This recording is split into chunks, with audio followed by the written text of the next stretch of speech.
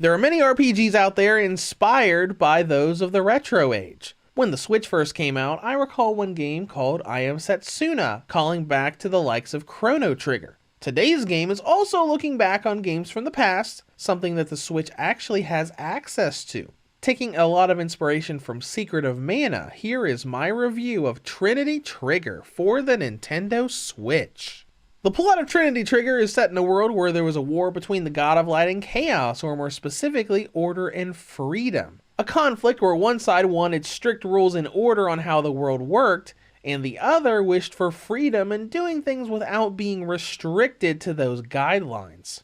The story itself is centered around Cyan, a young man born with the symbol of chaos in his eyes. While working as a scavenger, he's thrust into a destiny when he's bonded with a magical weapon-forming creature called a trigger, and goes on a journey to avoid people that want to kill him. Bearing the mark of chaos makes him a warrior of chaos, fated to do battle with the warrior of order, continuing that old war. I find this story fairly interesting. The main trio have nice personalities, and it has some interesting twists to make the story not entirely black and white, but a lot of it is fairly predictable and very much like a story from back in the 90s. When it comes to gameplay, this is an action RPG with upgrade and party elements thrown in. As you trek through it, you'll explore 3D areas and dungeons, do side quests, and fight enemies in real-time combat in the vein of the old Mana series. Main progress in this game is your typical RPG thing where you have a linear path traveling from place to place as the story pushes you forward. You go into dungeons and towns, each filled with side quests, shops for items,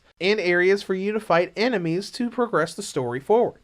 Now, I said it was very linear. You do technically have fast travel with save points so you can go anywhere you've gone before. But a lot of the game does limit you to your story objective, and some of it temporarily disables fast travel until you reach a certain part of that chapter's story. Now, as you're moving around and fighting enemies, you have a semi-overhead camera angle to make it look a bit more like those 2D over-the-top RPGs, and a lot more than that is what got inspired from that age. This is a party-based combat system, and your character can do physical attacks that reduce a stamina gauge. Once you go through about 1.5 combos, your stamina will run out and your damage won't do anything. You're meant to pop in, do a bit of damage, and then dodge away as it recharges. You can also charge energy to do special power-ups and attacks, but it's a very simple go in, attack, dodge, recharge, repeat mechanic that came straight out of Secret of Mana. Weapon changing is also inspired from that game. Your party gains different weapons as you go through the story-based Arma dungeons and perform rituals, giving you access to swords, bows, axes, fists, spears, and the list goes on. This is used both for combat and exploration. Some obstacles out in the field can only be cleared by a specific weapon, and many enemies are built around those weapons. It's a lot of fun with the strategy, especially when you're fighting a huge boss and you're not sure what weapon they're built around, like swapping around to a bow for ranged combat when they do too much damage too quickly at close range. Now, I don't mind the stamina system, as awkward as it is, though the menu system is straight out of Secret Mana and is a really big annoyance and inconvenience. Whenever you wish to use your stock of items or change weapons, you have to wait for a circular menu to pause the game and come up as you sort through everything to pick what you want to do and then do it. You can swap to other characters on the fly, and I feel there should have been easier shortcuts to be able to do that with items and weapons as well, instead of navigating through those windows and pausing combat. Especially since this is also a local co-op game. The other little issue is a much smaller nitpick, and that is the English dub. You hear the voice actors muttering phrases as they fight, and there's very little variety in what they say. In fact, they only have maybe 2 or 3 different lines per weapon. So when you're fighting, you're going to hear the loud voices spouting the same thing every couple seconds, and that quickly made me want to go back to the menu and change the language option to Japanese. Not because the English voice work was bad, but because of how repetitive it is during gameplay.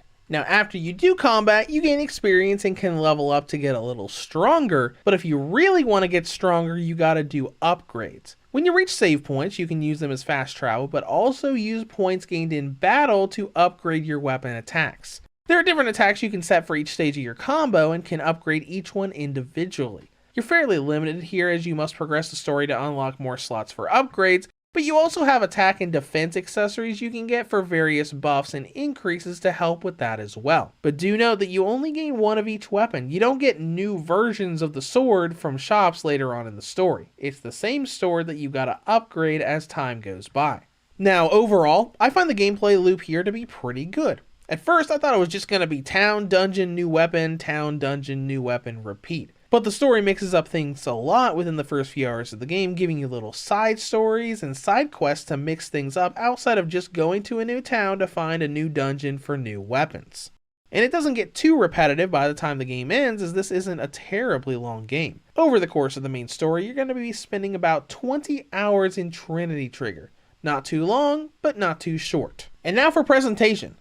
Visually, I love this game's design and style. It has this shaded aspect to all of the characters, both in the art and the 3D models. The art style reminds me of the Final Fantasy Ivalice games, like Tactics and 12 in particular. And there's even a character at one of the recurring shops that looks like a smaller version of Fran from Final Fantasy 12. But cool style doesn't mean high-end graphics. The character models do look good, though the inside of some of the buildings have textures that are extremely basic. If you look inside of an inn and take a look at the walls and some of the tables, those textures are just kind of there and not much work was put into them. But this may have been for performance. So let's talk about that. This game is crazy smooth.